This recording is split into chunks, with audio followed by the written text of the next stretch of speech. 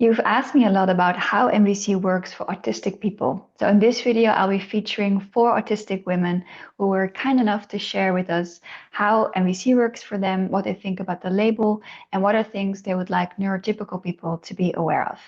Now, note that autistic traits can vary depending on gender, depending on other things like ADHD and trauma on top of it. And it can show up in communication, in learning styles, in different ways and different things, right? So it's important to note I interviewed over 20 people, but I'm only featuring 4. And also, I had to reduce like about 4 hours of footage to 10 minutes. So if you are watching this as a neurodiverse person and you would like to add anything, please put it in the comments so that can become a resource for everybody as well. And a longer version will be available in my NVC online beginners course. Now, lastly, note that we use terminology and knowledge that was available at the time of recording this video. If you're watching this at a later point, please keep that in mind. I'm Marianne from Cup of Empathy. I run an online NVC course. I have a version for beginners and for advanced people. If you're interested in that, click the link below. And now let's get into the video. The sense I have made out of it is I wish we didn't have to use the label. And I wish that we could see all of our needs, that I could see all of your needs, you could see all of my needs, and we could just meet those needs. We could just accept that they are valid and we could just meet them. And we don't live in that world yet. Don't know if I should really show that.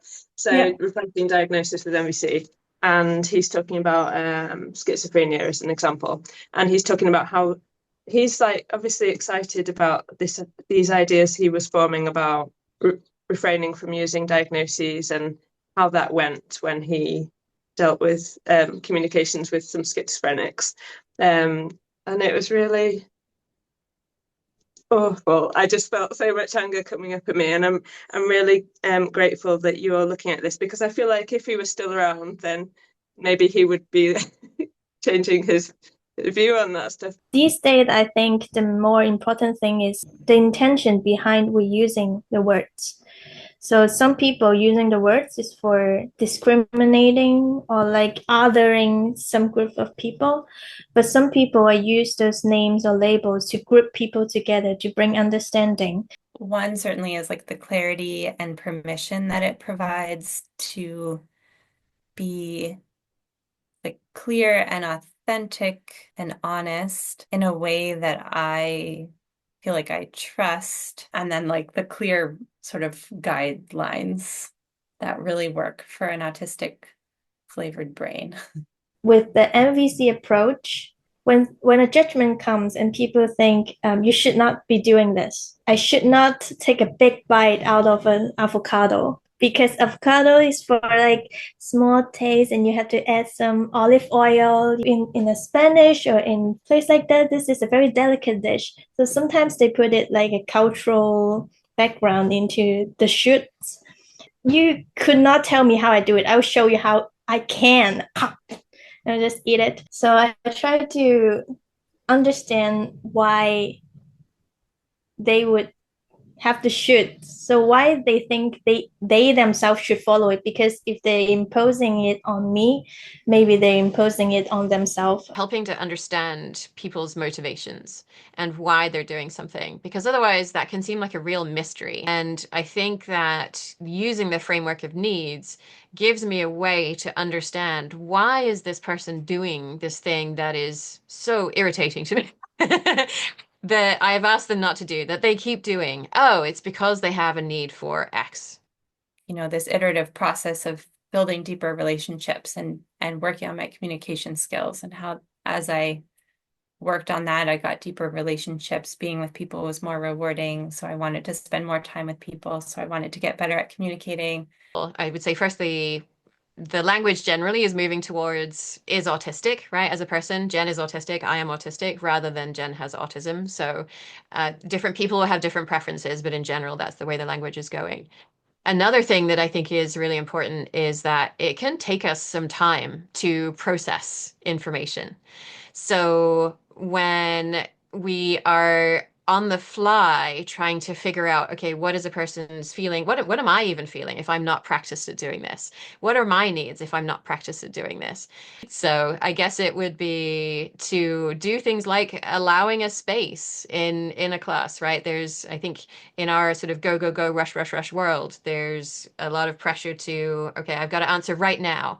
It's not okay for me to take some time to actually think about it, to have a pause, to have some silence in a class. That has immense value to a lot of different people, not just autistic people. This feelings piece might be like feel really hard for a number of people. And to just encourage everyone to not feel like that's a barrier, maybe, of like, oh, this is just something that is hard, that really working on it is just absolutely beneficial. So let's not shy away from it. Let's welcome that challenge.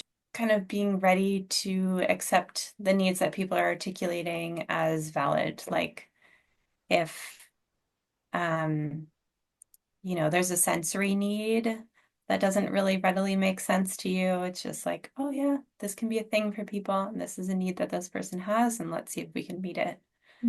There's a piece around, like, actually I find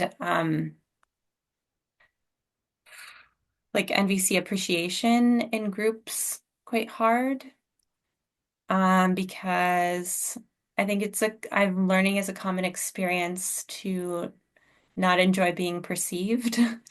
And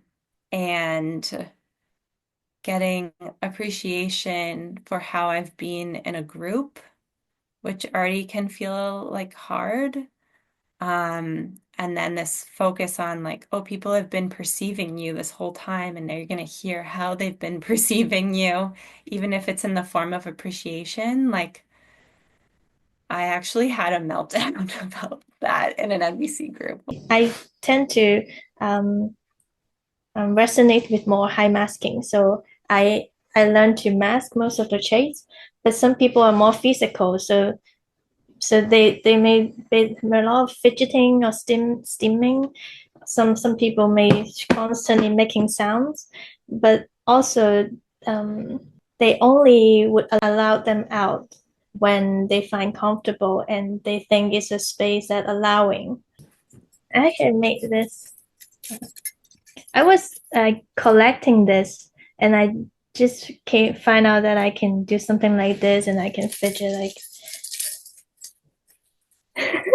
But I recognize that it would make some sound that it may not be good for the interview, so I suggest that I can do this instead. It's really scary to talk about this for me. I feel scared because I want to convey this clearly, but it's still jumbled inside me because I have a lot of suppressed anger about it all, and all the times that I've been shut down and I haven't been able to form or maintain a connection with somebody because of my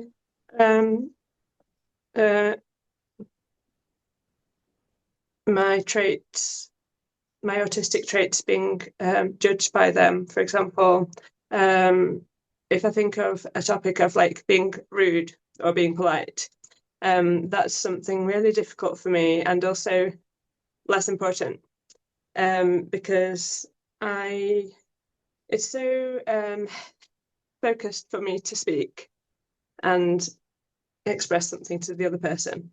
Adding in something like please or checking my intonation of my voice is just completely like out of the question. I just need to say the thing, and that is so much involved in me getting to the point of voicing it. And even to the extent that most of my life up until the last few years, I've been mute. So I'm 41 now, and it's only in the last 5 years that I've gradually developed this ability to speak in this way. I really love my autistic pattern seeking brain. Like, I think it's really fun, and really like that's where my contributions in the world can be most fruitful, of just seeing how things are interconnected, and articulating and trying to articulate that for other people. One of the key ways that being autistic helps me to do NVC is that it allows me to recognize patterns that other people don't see. And so that's what I spend most of my time helping parents to do, is to see patterns in their children's behavior that indicate the underlying needs. And so an example that I often give is your kid is refusing to get in the car seat and you're trying to understand what need is involved. And you're looking at a list of 50 needs and you're like, how am I supposed to know? And so when we look for patterns, we're able to get much closer, right? So if we see that the child is resisting getting the car seat on the days when we're on our way to school, then potentially they have a need for connection with us, right? They're actually protesting the separation that's about to come.